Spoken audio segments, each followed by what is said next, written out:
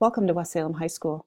Before I get into the technology information, I'd like to talk to you a little bit about our career and college readiness that Jessica Tripp shared about. If you'd like more information on that, please contact our Student Services and Jessica Tripp.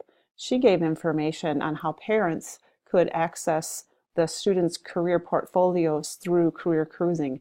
If you contact their office, they can send you that login information. So why do we make freshmen and new students, along with their parents, attend this open house or watch this video? We want to make sure that everything is clear about the policies we have in place and the expectations with our technology. What the student will receive when they receive their laptop is a bag. Make sure there's a strap inside. A name tag identifies whose laptop it is. Please make sure that is correct. A brand new 11-inch MacBook Air. An all-in-one case. The case must stay on. If the laptop is damaged and the case is off, this will void any insurance. In addition, the power cord has 3 parts. Please make sure that you have all 3 parts. The power cord is identified with the student's name. This adapter comes off on the power block. If you choose to take that off to put the extension cord on, that's perfectly fine. Just make sure that you know where that adapter is so you can turn it in at the end of the school year. Please make sure you have received all the components and then report any that you are missing. In wrapping the cord for the laptop, you push up those little plastic pieces, put a little loop at the top, and then wrap the cord. This will prevent it from wearing, as you see in the lower right-hand corner. Our pets are such wonderful parts of our family, but they also really like our power cords. Please keep your power cords away from your pets when charging at night. Make sure they're in a location that your pets cannot access. Your power cords go in the little bag on the pouch on the outside of the laptop bag, and they should be brought to school. With the battery life, it's great if you don't do the extremes. For example, don't keep your laptop plugged in all the time, but on the opposite side, don't let it go dead all the time either. Temperatures should be kept at moderately, so avoid leaving it in a car, especially in the wintertime or the hot summer day.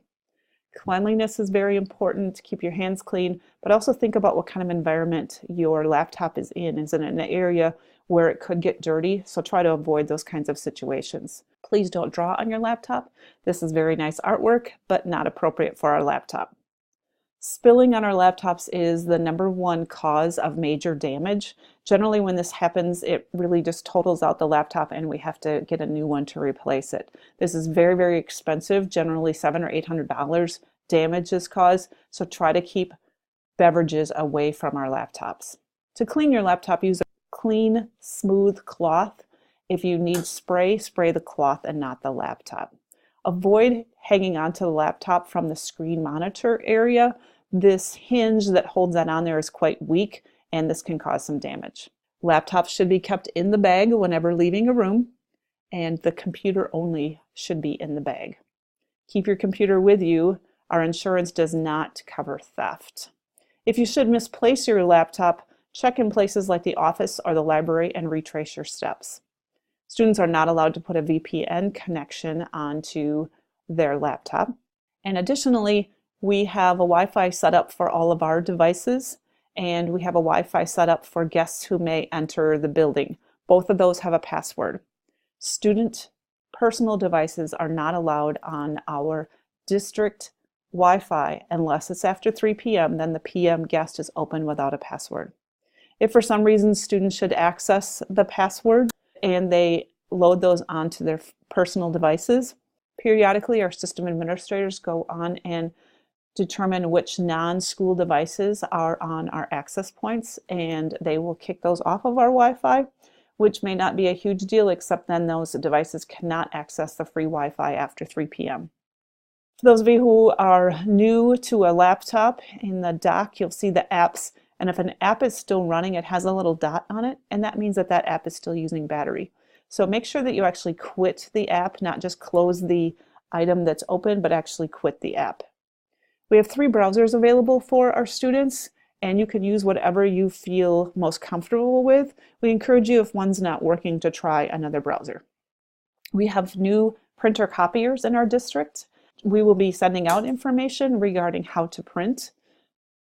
Students can install home printers as well. Reminder that it's your responsibility to back up anything you have saved on this computer. If something should happen to the computer and it fails, you will have to redo any work that you may have lost. Students are issued Gmail accounts, and if you'll notice on here what the Gmail account is, the address, and new student, your initial password is Panthers with a capital P. Once you enter that, it will ask you to change your password. We want to remind you that the school-issued Gmail account is for school business. For personal things, you should use a personal email account. Students also use Edmodo accounts, and if you are not new to our district and have an Edmodo account, please try logging in, and if you have any problems, contact Kathy Hilby, and we can try to reset that password for you. If you're new to our district, you should receive information about how to create an Edmodo account. If you have any problems at all while you're at school, the LMC, or library, is where students go to answer questions, and if something is wrong with their laptop, then they can get a loaner device. We also have an email called the Student Help Desk. Questions can be sent to there as well. One reminder is that if you're having problems with your device, one of the key things to try is restart your computer. That we're finding that that is a #1 cure for fixing our computers. Okay, a little information about setting up your device, and this needs to be done at school. So first of all, the setup screens that will appear as soon as you turn your device on. First of all, you'll choose English, and then you'll choose United States, and then you'll choose a US keyboard. Now this one is important. You're going to choose the setup Wi-Fi. So of your Wi-Fi choices, you're going to choose the one that says setup. It's important that you choose that one in order to get our policies. If a location services comes up, you're going to do enable location services. That's going to set your time and those kinds of things. For the remote management screen, you can just hit continue. Now, if you happen to get a screen that says something about an Apple ID, you can skip that. We do not need to enter an Apple ID on there. For creating your account, the first thing it asks you to do is your full name. So you're going to type out your first and last name. From there, you're going to do your account name. And now your account name is the first 3 letters of your last name, the first 3 letters of your first name, and then your grad year. Your password should be WSSD followed by your lunch number. Now, if I went through this too quickly and you're setting up your device, feel free to go back to this part in the video and pause it so you can look at this information. Finally, you'll see the screen that says your Mac is setting up. Once your Mac is done setting up, it will come up to a background of a mountain scene. If it asks you anything about updates, yes, you are allowed to run updates on your device. Mr. Malat, our principal, spoke a little bit about the partnership that we have with our technology. One of the things he brought up that we need to consider is that each of these laptops is about $1,000.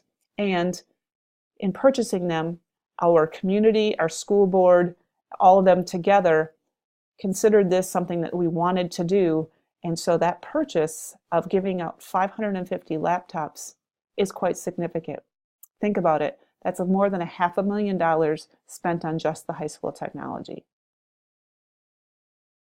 Hopefully that makes you consider how well we should respect these devices and keep them in good condition. The responsibility in this technology partnership is threefold: the school, parents, and students. On the school side of it, we filter the devices when the students are at school so they cannot access inappropriate sites. However, notice that when the devices go home, they are no longer filtered. We also have something called Aristotle that keeps track of inappropriate sites that students may access. Mr. Malat or Mr. Yain, our associate principal, gets a daily email that tells when and where students were on inappropriate sites. That's quite an uncomfortable conversation for a teenager to have with an administrator to discuss why they were on those particular sites. And most often, the administrators require the student to call their parents and explain the situation. Parents, we ask you to be aware of how your students are using the device, when they're using the device, and have conversations about appropriate use. This is a partnership with the school, so if you're having trouble with those kinds of things and it's just not working, maybe they're on their device in the middle of the night and you just can't seem to figure out a way to do anything about it, please call the school and talk to Mr. Malat. It's certainly something where that device can be kept at school, so the student would pick it up when they arrive in the morning and they turn it in at the end of the day. Students, keep in mind that there is a time and place for the use of the computer. Yes, you can do personal things on the computer. We allow you to play games on the computer. However, you need to do that in your free time and not during a class. So time and place is important. Remember, these devices were purchased for educational use, not for entertainment use. We have a device protection plan at our school, and it is not a required kind of plan. Families can determine whether they want to opt out or take what we call our insurance. Keep in mind that if you opt out, any damages whatsoever are 100% the responsibility of the family. If you choose their insurance, and we'll talk about those options in just a little bit, then they will cover some of the costs. If you should not have insurance when you pick up your device, but you want it later, then you need to bring everything in, your bag, your cords, everything, and one of our administrators will look through it to make sure that it hasn't been damaged, and then you can purchase the insurance. Remember, you cannot purchase insurance after the device has been damaged. So the device protection plan, if you pay the $50, the first time something happens, there's no additional cost. It's covered for you. The second time it happens, if there's a breakage or something like that, that's $50. If it should happen a third time, again, another $50. If it's a 3 strikes you're out, meaning you've had 3 incidents, the fourth time you're 100% responsible for the repair cost. Keep in mind that this insurance does not include negligence or theft. So negligence means that you deliberately caused damage to the device. So if you got really mad and you threw the laptop across the room, that's negligence, and you would be responsible for any damages. Same thing with theft. If a device is stolen or any part of the device is stolen, then you are responsible for that. Now, we want everyone to have insurance, and if there's some reason where there may be a financial need, we encourage you to see our student services so they can work out some kind of a plan to make that happen for you. So as you pick up your device, you need to decide whether you're taking insurance or not and whether you've paid for it. If you have any questions, don't hesitate to ask. Remember, we are in this together as a partnership, and we want to be able to use this technology as a tool to enhance our student learning.